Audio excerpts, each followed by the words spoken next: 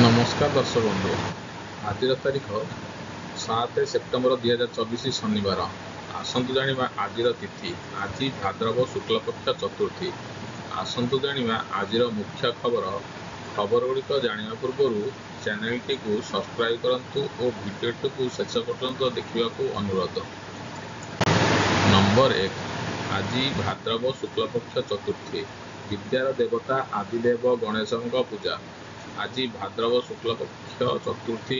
यही दिन विद्यार देवता आदिदेव गणेशଙ୍କର पूजा कराए। विशेषकर प्रत्येक शिक्षानुष्ठान में यही पूजा कराए। आलोकमाला मंडित तोरण में सुसज्जित मंडप गुड़िक आकर्षण होता। ओडिशार जटणी में आज 11 दिन धरी पालित हेब। गत वर्ष यह 19 सेप्टेम्बर 2023 मंगलवार पालित होता। जटणी ହେଉଛି भारतर अंतर्गत ओडिशा खोर्धा जिले में थिबा एक सहर, तहसिल और एक विज्ञापित अंचल परिषद।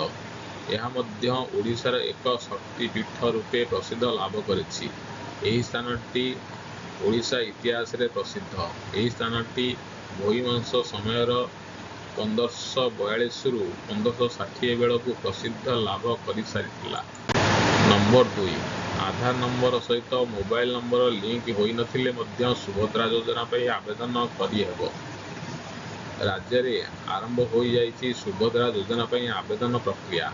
यही समय रे राज्य सरकार एबे एही योजनार नियम को सामान्य कोहल करिसंती। आधार नंबर सहित मोबाइल फोन नंबर लिंक होई नथिले मध्य बायोमेट्रिक पद्धति रे आधार प्रमाणीकरण करा जाई परिबो बोली राज्य सरकार स्पष्ट करिसंती।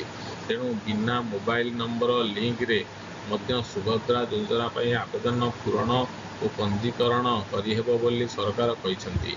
राज्य महिला और शिशु विकास विभाग मंत्री तथा उपमुख्यमंत्री प्रभाती परिडा गुरुवार सुभद्रा सहायता केन्द्र परिदर्शन करने सह जेभली कौनसी जड़े भी हिताधिकारी बाद न पड़े से निर्देश देइछंती। से कहिसंती सुभद्रा योजना पाई पंजीकरण रे कौनसी शेष तारीख नहीं। राज्यर समस्त मोह सेवा केन्द्र और जनसेवा केन्द्र रे सुभद्रा योजनार फर्म उपलब्ध अछि। सुभद्रा फर्म दाखल करने आधार सहित मोबाइल नंबर लिंक होई नथिले भी आवेदन करा जाई परिबो बोली उपमुख्यमंत्री कहिसंती। नंबर 3। सुभद्रा योजना रे हिताधिकारी को सूचना प्रदान और सचेतन करने सचेतनता रथ चलिब। सुभद्रा योजनार कार्यकारिता संपर्क में गुरुवार संध्या सुधा कार्य अग्रगति किपरि रही से संपर्क में राजस्व आयुक्त, जिलापाल एवं समस्त महानगर निगम कमिशनर सहित मुख्य शासन सचिव मनोज आहूजा आभासी बैठक माध्यम स्थिति समीक्षा करिसंती। बैठक में सुभद्रा योजना संपर्कित सूचना, शिक्षा और जोगाजोग आईसी उपरे गुरुत्व दिया जायतिला। 17 तारीख में सुभद्रा योजना राज्य स्तरीय शुभारंभ कार्यक्रम सीधा प्रसारण हेबो। यही कार्यक्रम में पंचायत, ब्लॉक, जिला और पौरांचल महानगर निगम स्तर में प्रदर्शन हेबा निमंते प्रस्तुति संपर्क में आलोचना करा जायतिला। सुभद्रा योजना रे हिताधिकारी को सूचना प्रदान और सचेतन करने सचेतनता रथ सेप्टेम्बर 7 रु 16 तारीख पर्यंत चलिब। सचेतनता रथ केउं रास्तार परिभ्रमण करिब ताहा नक्शा अंचल जनप्रतिनिधि एवं अंशग्रहणकारी को जनाजिब। फल जनप्रतिनिधि माने यही कार्यक्रम में सामिल हो पारिबे। यही सचेतनता भ्यान परिक्रमा पाई ब्लॉक, जिला सहित केवल भ्यान पाई जड़े जड़े नोडाल अधिकारी दायित्व में रहिबे। सबु कॉमन सर्विस सेंटर एवं मो सेवा केन्द्र रे सूचना प्रसारण पत्र उपलब्ध हेबा सहित पोस्टर, बैनर आदि लगाजिब। एथिपाई जिलापाल मानकु निश्चित करने को निर्देश दिया जायछि। केन्द्र गुड़िक जेपरि शृंखलित भाव परिचालित हेब, अत्याधिक जनगहली हेब नाही सेथिप्रति दृष्टि देवाकू कुहायछि। कौनसी ऑपरेटर माने फॉर्म दाखल पई आवेदनकारी को टंका देवाकू पड़िब नाही। नंबर 4। वज्रपात सह वर्षा 10 जिला को येलो वार्निंग। ପଶ୍ଚିମ କେନ୍ଦ୍ରୀୟ ବଙ୍ଗୋପସାଗରରେ ଲଘୁଚାପ କେନ୍ଦ୍ରୀଭୂତ ହୋଇଛି 2 ଦିନ ଧରି ଉତ୍ତର ଦିଗରେ ଗତି କରିବ। ଏହାର ପ୍ରଭାବରେ ଗୁରୁବାରଠାରୁ ବର୍ଷା ପରିମାଣ ବଢ଼ିଛି। ମାଲକାନଗିରି, କୋରାପୁଟ, ରାୟଗଡ଼ା, ଗଞ୍ଜାମ, ଗଜପତି, କଳାହାଣ୍ଡି, କନ୍ଧମାଳ ଓ ନବରଙ୍ଗପୁର ଆଦି ଜିଲ୍ଲାରେ ପ୍ରବଳ ବର୍ଷା ହୋଇଥିବା ବେଳେ 10 ତାରିଖ ପର୍ଯ୍ୟନ୍ତ ବର୍ଷା ଲାଗି ରହିବ ବୋଲି ଆଞ୍ଚଳିକ ପାଣିପାଗ ବିଜ୍ଞାନ କେନ୍ଦ୍ର ପକ୍ଷରୁ ପୂର୍ବାନୁମାନ କରାଯାଇଛି। ଶୁକ୍ରବାର ଘଡ଼ଘଡ଼ି ବିଜୁଳି ସହ ପ୍ରବଳ ବର୍ଷା ନେଇ 10 ଜିଲ୍ଲା ମାଲକାନଗିରି, କୋରାପୁଟ, ରାୟଗଡ଼ା, ଗଞ୍ଜାମ, ଗଜପତି, କଳାହାଣ୍ଡି, କନ୍ଧମାଳ, ନୂଆପଡ଼ା, ବଲାଙ୍ଗୀର ଓ ନବରଙ୍ଗପୁରକୁ ୟେଲୋ ୱାର୍ଣ୍ଣିଂ ଜାରି କରାଯାଇଛି। ଶନିବାର ବଜ୍ରପାତ ଓ ବର୍ଷା ନେଇ ବାଲେଶ୍ୱର, ଭଦ୍ରକ, ଯାଜପୁର, କେନ୍ଦ୍ରାପଡ଼ା, କଟକ, ଜଗତସିଂହପୁର, ପୁରୀ, ଖୋର୍ଦ୍ଧା, ନୟାଗଡ଼ ଏବଂ ମୟୂରଭଞ୍ଜକୁ ୟେଲୋ ୱାର୍ଣ୍ଣିଂ ଦିଆଯାଇଛି। ଉପକୂଳ ଓଡ଼ିଶା ସମେତ ଦକ୍ଷିଣ ଏବଂ ଆଭ୍ୟନ୍ତରୀଣ ଓଡ଼ିଶାରେ ପ୍ରବଳରୁ ଅତି ପ୍ରବଳ ବର୍ଷା ନେଇ ଆକଳନ କରିଛି ପାଣିପାଗ ବିଭାଗ। ପ୍ରବଳରୁ ଅତି ପ୍ରବଳ ବର୍ଷା ନେଇ ମାଲକାନଗିରି, କୋରାପୁଟ ଓ ନବରଙ୍ଗପୁରକୁ ସତର୍କତା ଜାରି ରହିଛି। ଏହି ସବୁ ଜିଲ୍ଲାରେ 70ରୁ 200 ମିଲିମିଟର ପର୍ଯ୍ୟନ୍ତ ବର୍ଷା ହୋଇପାରେ। ଘଡ଼ଘଡ଼ି ବିଜୁଳି ସହ ବର୍ଷା ନେଇ ନୂଆପଡ଼ା, ବଲାଙ୍ଗୀର, କଳାହାଣ୍ଡି, କନ୍ଧମାଳ, ରାୟଗଡ଼ା, ଗଜପତି, ଗଞ୍ଜାମ, ବୌଦ୍ଧ, ନୟାଗଡ଼, ଖୋର୍ଦ୍ଧା, ପୁରୀ, ବାଲେଶ୍ୱର, ଭଦ୍ରକ, ଯାଜପୁର, କେନ୍ଦ୍ରାପଡ଼ା, କଟକ ଆଦି ଜଗତସିଂହପୁରକୁ ସତର୍କ କରାଯାଇଅଛି। ନମ୍ବର 5. କୁମ୍ଭୀର ପ୍ରଜନନ କେନ୍ଦ୍ରରେ ଜନ୍ମ ନେଲେ 25 ଶାବକ। ବଉଳା କୁମ୍ଭୀରଙ୍କ ଭୂସ୍ୱର୍ଗ ଭାବେ ପରିଚିତ ଭିତରକନିକା ସ୍ଥାନୀୟ ଜାତୀୟ ଉଦ୍ୟାନରେ ଥିବା ବିଶ୍ୱର ସର୍ବପ୍ରଥମ କୃତ୍ରିମ ପ୍ରଜନନ କେନ୍ଦ୍ରରୁ ଗୁରୁବାର ପ୍ରଥମ ଦିନରେ 25 ଶାବକ ଜନ୍ମ ନେଇଛନ୍ତି। 75 ଦିନ ପରେ ଅଣ୍ଡାରୁ ଛୁଆ ଫୁଟିବା ଆରମ୍ଭ ହୋଇଛି। ଆସନ୍ତା 1-2 ଦିନ ଭିତରେ ଅନ୍ୟ ଅଣ୍ଡାଗୁଡ଼ିକ କୁମ୍ଭୀର ଶାବକ ଜନ୍ମ ନେବେ ବୋଲି ବନ ବିଭାଗ ସୂତ୍ରରୁ ପ୍ରକାଶ। ଚଳିତ ବର୍ଷ ଭିତରକନିକାରେ ପ୍ରବାହିତ ନଦୀ ନାଳଗୁଡ଼ିକରେ ବାସ କରୁଥିବା ବଉଳା କୁମ୍ଭୀରଙ୍କ 114ଟି ବସା ଚିହ୍ନଟ ହୋଇଥିଲା। ସେଥିମଧ୍ୟରୁ ନଦୀକୂଳ କନିକା ରେଞ୍ଜ ଅଞ୍ଚଳରୁ ଜୁଆର ମାଡ଼ି ଯାଇଥିବା ସ୍ଥାନରେ ଥିବା ଗୋଟିଏ କୁମ୍ଭୀର ବସାକୁ 54ଟି ଅଣ୍ଡା ସଂଗ୍ରହ କରାଯାଇଥିବା ହେଲା। ଏହି ଅଣ୍ଡାକୁ କୃତ୍ରିମ କୁମ୍ଭୀର ପ୍ରଜନନ କେନ୍ଦ୍ରରେ ଛୁଆ ଫୁଟାଇବା ପାଇଁ ରଖାଯାଇଥିଲା। ସେଥିମଧ୍ୟରୁ ଗୁରୁବାର 25ଟି ଶାବକ ଜନ୍ମଗ୍ରହଣ କରିଛନ୍ତି।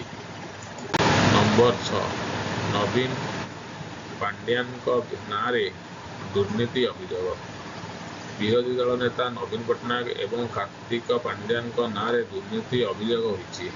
ଏନେଇ ଜଣେ ଆଇନଜୀବୀ ଭିଜିଲାନ୍ସ ଏସ୍ପି ଦ୍ୱାରସ୍ଥ ହୋଇଛନ୍ତି। ମୋ ସ୍କୁଲ ଓ ଝୋଟ ବ୍ୟାଗ ବଣ୍ଟନରେ କୋଟି କୋଟି ଟଙ୍କା ଦୁର୍ନୀତି ଅଭିଯୋଗ ହୋଇଛି। ତଦନ୍ତ କରି ଦୁର୍ନୀତିର ପର୍ଦ୍ଦାଫାଶ କରିବାକୁ ଆଇନଜୀବୀ ଦାବି କରିଛନ୍ତି।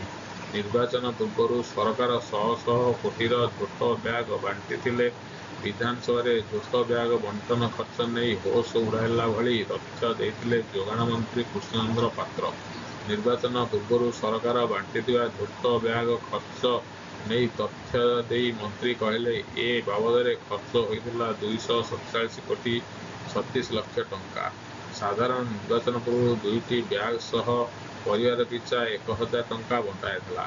1000 ଟଙ୍କା ବଣ୍ଟନ ଖର୍ଚ୍ଚ ହୋଇଛି ମୋଟ 959 କୋଟି 5 ଲକ୍ଷ। ନିର୍ବାଚନ ପୂର୍ବରୁ ପରିବାର ପିଛା 2ଟି ବ୍ୟାଗ 1000 ଟଙ୍କା ବଣ୍ଟନ କରାଯାଇଥିଲା ବୋଲି ଗୃହରୁ ତଥ୍ୟ ଦେଇଥିଲେ ମନ୍ତ୍ରୀ କୃଷ୍ଣଚନ୍ଦ୍ର ପାତ୍ର। ନମ୍ବର 7. ପୁଣି ନାଲି ଆଖି ଦେଖାଇଲେ ମମତା, ଆଳୁ ପରେ ଏବେ ଅଣ୍ଡା ଓ କୁକୁଡ଼ା ଗାଡ଼ି। ପୁଣି ନାଲି ଆଖି ଦେଖାଇଲେ ପଶ୍ଚିମବଙ୍ଗ ମୁଖ୍ୟମନ୍ତ୍ରୀ ମମତା ବାନାର୍ଜୀ। ଆଳୁ ପରେ ଏବେ କୁକୁଡ଼ା ନେଇ ମମତା ବାନାର୍ଜୀ ହାତୀମାତି ଦେଖିବାକୁ ମିଳିଛି। ଓଡ଼ିଶାକୁ ଆଳୁ ଯୋଗାଣ ବନ୍ଦ କରି ଯେଉଁ ଆଳୁ ସଙ୍କଟ ସୃଷ୍ଟି କରିଥିଲେ, ତାକୁ ନେଇ ଦୁଇ ରାଜ୍ୟ ମଧ୍ୟରେ ଏକ ପ୍ରକାର ଛକାପଞ୍ଝା ଚାଲିଥିଲା। ଆଳୁ ସଙ୍କଟ ନେଇ ଓଡ଼ିଶା ଭାଳେଣି ପଡ଼ିଥିବା ବେଳେ ରାଜନୀତି ମଧ୍ୟ ଜୋର ଧରିଥିଲା। ଶାସକ ବିରୋଧୀ ମୁହାଁମୁହିଁ ହୋଇଥିବା ବେଳେ ସାଧାରଣ ଖାଉଟି ଅଡ଼ୁଆରେ ପଡ଼ିଥିଲେ। ସେହି ସଙ୍କଟ ଭିତରେ ଆଳୁ ଦର 100 ଟଙ୍କା ଛୁଇଁଥିଲା ଏବଂ ପୁଣି ଓଡ଼ିଶାରେ କୁକୁଡ଼ା ଗାଡ଼ିକୁ ନେଇ ଆରମ୍ଭ ହୋଇଛି ବିବାଦ। କୁକୁଡ଼ା ଗାଡ଼ି ଫେରାଇ ଦେଇଛନ୍ତି ପଶ୍ଚିମବଙ୍ଗ। ଓଡ଼ିଶା ପଶ୍ଚିମବଙ୍ଗ ସୀମାରେ ଅଣ୍ଡା ଓ କୁକୁଡ଼ା ଗାଡ଼ି ଫେରାଇ ଦେଇଛି ପଶ୍ଚିମବଙ୍ଗ ପୋଲିସ। ଓଡ଼ିଶାରୁ ପଶ୍ଚିମବଙ୍ଗ ଯାଉଥିଲା ଅଣ୍ଡା ଓ କୁକୁଡ଼ା ଗାଡ଼ି। ସୁନାଜାଣିଆ ଗେଟ୍ ନିକଟରେ ଫେରାଯାଇଛି ପଶ୍ଚିମବଙ୍ଗ ପୋଲିସ। 30ରୁ ଅଧିକ କୁକୁଡ଼ା ଗାଡ଼ି ଓଡ଼ିଶା ଫେରି ଆସିଥିବା ଦେଖିବାକୁ ମିଳିଛି। ଓଡ଼ିଶାରେ କିଛି ସ୍ଥାନରେ ବାର୍ଡ ଫ୍ଲୁ ଆତଙ୍କ ବଢ଼ିଯିବା ପରେ ପଶ୍ଚିମବଙ୍ଗ ଦେଇ ଯାଇଥିବା କୁକୁଡ଼ା ଓ ଅଣ୍ଡା ଗାଡ଼ିକୁ ଛାଡ଼ିବାକୁ ମନା କରୁଥିବା କୁହାଯାଇଛି।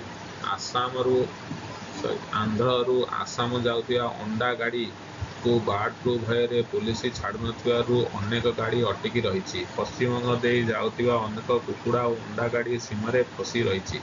ଅନେକ ଗାଡ଼ି ପଶ୍ଚିମବଙ୍ଗ ପୋଲିସ ଫେରାଇ ଦେଇଥିବା ଦେଖିବାକୁ ମିଳିଛି। ପଶ୍ଚିମବଙ୍ଗ ଦେଇ ଯାଉଥିବା ଅନେକ କୁକୁଡ଼ା ଓ ଅଣ୍ଡା ଗାଡ଼ି ସୀମାରେ ଫସି ରହିଛି। ଅନେକ ଗାଡ଼ିକୁ ପଶ୍ଚିମବଙ୍ଗ ପୋଲିସ ଫେରାଇ ଦେଇଥିବା ଦେଖିବାକୁ ମିଳିଛି।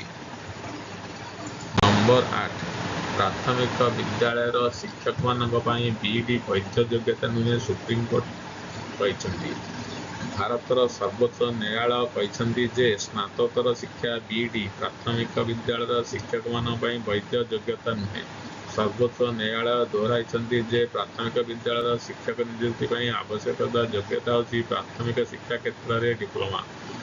ଭାରତରେ ପ୍ରାଥମିକ ଶିକ୍ଷାର ମୌଳିକ ଅଧିକାର ଭାରତୀୟ ସମ୍ବିଧାନର ଧାରା 21A ତଥା ଶିକ୍ଷା ଅଧିକାର ଆଇନ 2009 ଅନୁଯାୟୀ ନିଶ୍ଚିତ ହୋଇଛି। କେବଳ 14 ବର୍ଷରୁ କମ୍ ପିଲାମାନଙ୍କ ପାଇଁ ମାଗଣା ଓ ବାଧ୍ୟତାମୂଳକ ଶିକ୍ଷା ନୁହେଁ, ପିଲାମାନଙ୍କୁ ଦିଆଯାଉଥିବା ଏକ ଗୁଣାତ୍ମକ ଶିକ୍ଷା ମଧ୍ୟ ଅନ୍ତର୍ଭୁକ୍ତ କରାଯାଇଥିଲା। ତେଣୁ ସୁପ୍ରିମକୋର୍ଟ କହିଥିଲେ ଯେ ପ୍ରାଥମିକ ବିଦ୍ୟାଳୟର ଛାତ୍ରଛାତ୍ରୀଙ୍କୁ ଶିକ୍ଷାଦାନ ପାଇଁ ମୌଳିକ ଶିକ୍ଷାଗତ ସୀମା ଅତିକ୍ରମ କରି ନଥିବାରୁ ବିଇଡି ଧାରକମାନେ ଗୁଣାତ୍ମକ ଶିକ୍ଷା ପ୍ରଦାନ କରିପାରିବେ ନାହିଁ। ପ୍ରକାଶ ଥାଉକି ସୁପ୍ରିମକୋର୍ଟ ନିର୍ଦ୍ଦେଶ ଦେଇଛନ୍ତି ଯେ ଏହାର ନିଷ୍ପତ୍ତି ଭବିଷ୍ୟତରେ ଲାଗୁ ହେବ ଏବଂ ଅଗଷ୍ଟ 11, 2023 ପୂର୍ବରୁ ନିଯୁକ୍ତ ବିଇଡି ଶିକ୍ଷକମାନଙ୍କୁ ସୁରକ୍ଷା ଦିଆଯିବ।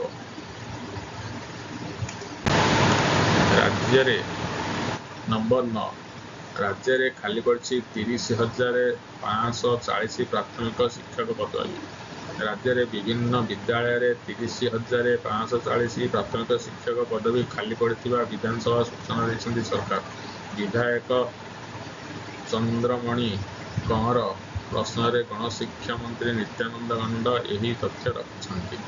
ରାଜ୍ୟରେ ପ୍ରାୟ 1,35,656 ମଞ୍ଜୁରୀପ୍ରାପ୍ତ ଶିକ୍ଷକ ପଦ ରହିଥିଲା ବେଳେ ଏକ ବଡ଼ ସଂଖ୍ୟାର ପଦବୀ ଖାଲି ରହିଥିବା ଜଣାପଡ଼ିଛି। ଗଞ୍ଜାମ ଜିଲ୍ଲାରେ ସର୍ବାଧିକ 4,283 ଶିକ୍ଷକ ପଦବୀ ଖାଲି ରହିଥିବା ବେଳେ 16,000 ପ୍ରାଥମିକ ଶିକ୍ଷକ ନିଯୁକ୍ତି ନେଇ ପ୍ରକ୍ରିୟାକୁ ଚାଲୁ ରହିଥିବା ମନ୍ତ୍ରୀ କହିଛନ୍ତି। କିଛି ଦିନ ତଳେ ବିଧାନସଭାରେ ମୁଖ୍ୟମନ୍ତ୍ରୀ ଉତ୍ତରରେ ଦେଇଥିବା ତଥ୍ୟ ଅନୁଯାୟୀ ସ୍କୁଲ ଏବଂ ଗଣଶିକ୍ଷା ବିଭାଗ ସର୍ବାଧିକ 63,405 ପଦବୀ ଖାଲି ରହିଥିବା ବେଳେ ଏହା ପଛକୁ ସ୍ୱାସ୍ଥ୍ୟ ବିଭାଗରେ 39,127 ପଦବୀ ଖାଲି ରହିଛି। ନମ୍ବର 10 ଓଡ଼ିଶାରେ ପ୍ରଥମ ଖୋଲିବ RIR ପାୱାର ଇଲେକ୍ଟ୍ରୋନିକ୍, 500 ଜଣଙ୍କୁ ମିଳିବ ନିଯୁକ୍ତି। ଓଡ଼ିଶାରେ ପ୍ରଥମ ଥର ପାଇଁ RIR ପାୱାର ଇଲେକ୍ଟ୍ରୋନିକ୍ସ ଖୋଲିବ। ଖୋର୍ଦ୍ଧା ଇନ୍ଫୋସିଟି ଭ୍ୟାଲିରେ 600 କୋଟି ଟଙ୍କା ବିନିଯୋଗରେ ନିର୍ମାଣ ହେବାକୁ ଥିବା ଏହି କମ୍ପାନୀ ପାଇଁ ମୁଖ୍ୟମନ୍ତ୍ରୀ ମୋହନ ଚରଣ ମାଝୀ ଭୂମିପୂଜନ କରିଛନ୍ତି। ପ୍ରଥମ ପର୍ଯ୍ୟାୟରେ 500 କର୍ମଚାରୀଙ୍କୁ ଏହି କମ୍ପାନୀରେ ନିଯୁକ୍ତି ମିଳିବ। ସିଲିକନ୍ କାର୍ବାଇଡ୍ ସହିତ ସେମିକଣ୍ଡକ୍ଟର ଉତ୍ପାଦନ ଏଠି ହେବ।